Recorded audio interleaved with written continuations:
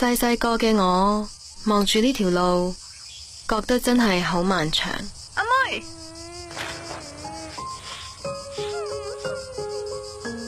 冇事啊，自己起身啦。媽咪好似一直都冇錫返我。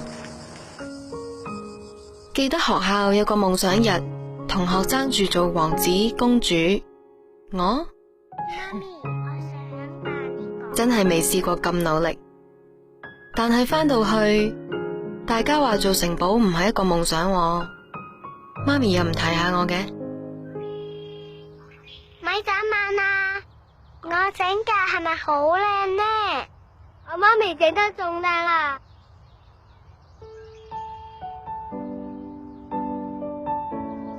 我係咪做得好差？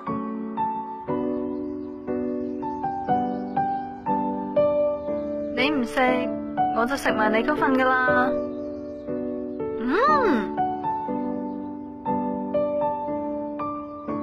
人越大就越少依賴媽咪，甚至想擴闊自己嘅世界，睇下可以行到幾遠。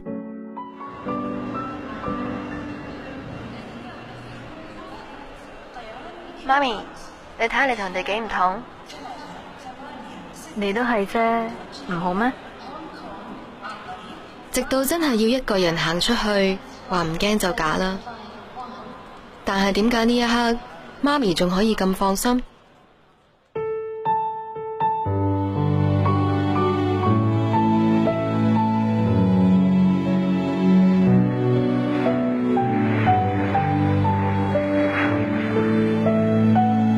喺外國生活，所有嘢都要自己面對，但我比想象中更快適應。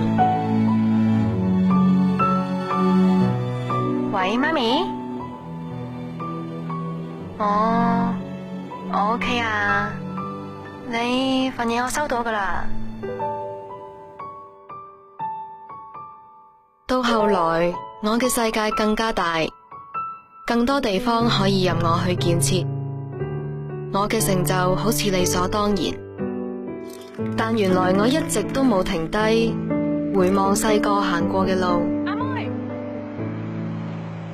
冇事啊，自己起身啦。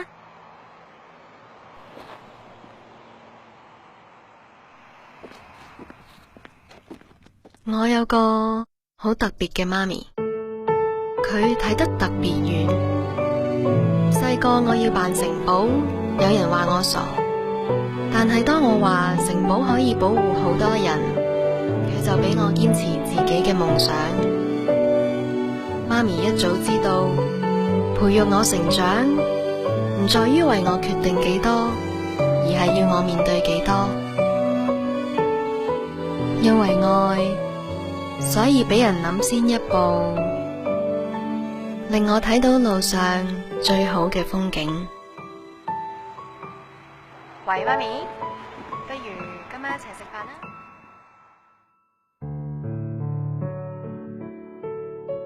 領先一步科學 Aptamil 白金版。